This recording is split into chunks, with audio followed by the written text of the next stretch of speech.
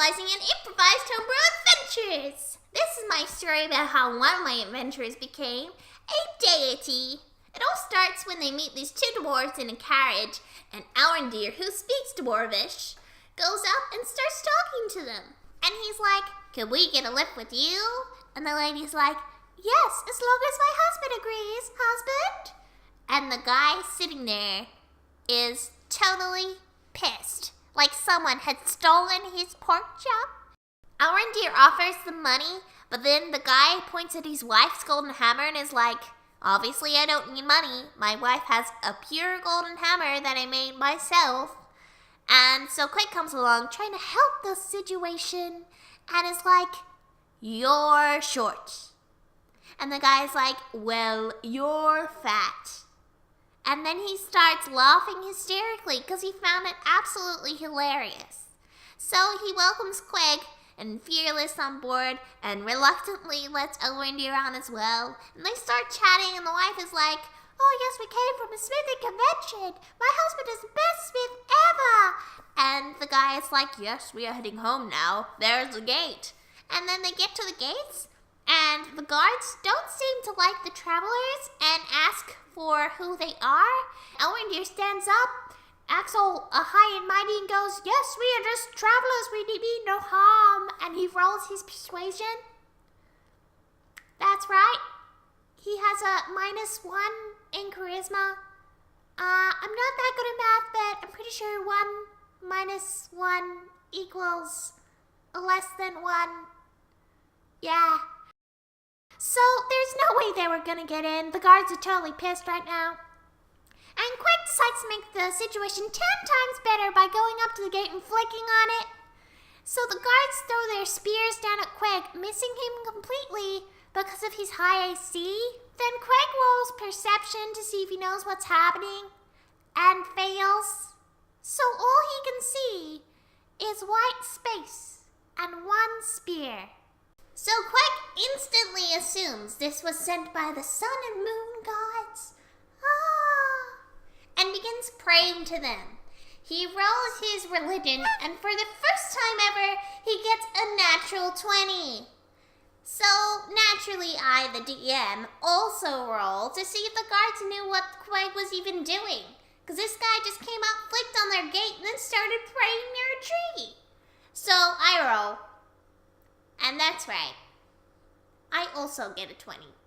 So the guards instantly knew before Queg, the gate is opened, and Salem begins, hailing Queg. The guards take Queg and the group of adventurers up to the king, and the king is like, "Oh, you are a deity, I see. I truly believe this because the DM rolled a 20. Cough, breaking for fall."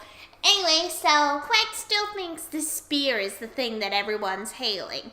Queg can't speak Dwarven and doesn't believe Elrindir when Elrindir tells him that they're not hailing the spear, they're hailing you. So Queg just suddenly goes, "Yes, the spear sent by the gods." And so the mage of the castle blesses it, and the gods also bless this spear. And so Queg and our adventurers are sent off to the inn. Queg decides that he's gonna go for a little dip and hops into the pool while a slave girl watches him with towels. He does this for 8 hours. And the slave girl waits 8 hours. While Elrindir is in the library of this inn and is reading the books, he picks out one on history of the Dwarven Empire and stuff. So, according to this ancient text, this village used to be called Little Mountain Village, and it used to be at the bottom of the valley. And then a giant flood came and whoosh, destroyed the village, so the villagers moved halfway up the hill and named it Mountain Village, the village that they're in currently. Well, Elrindir is reading this dastardly tale of history. Fearless decides it'd be a great idea to go across the street to the tavern. She doesn't speak Dwarvish, so she just hands the barkeep a silver coin, and the barkeep gives her a beer, and she sculls it instantly.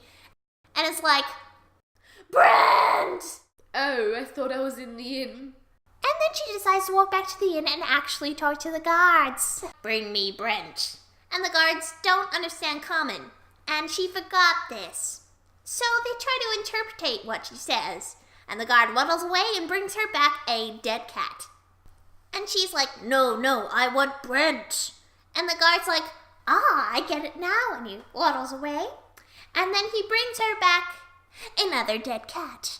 And this slowly piles up until there's a mountain of dead cats. And then she just screams out, no, take it back.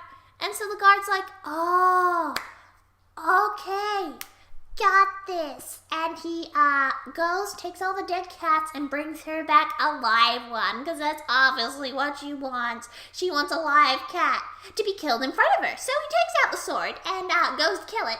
And then she just saves it in time as he swipes past the head. And she's like, no killed cats. I don't want dead cats. The guards assume that she wants a mountain of live cats and just brings her a mountain of live cats. And she sleeps with them as a blanket. Queg suddenly wants a brown cat. And Elrindir goes up to the guards and is like, in Dwarven, I want a brown cat. and then the guy comes back with a black dog.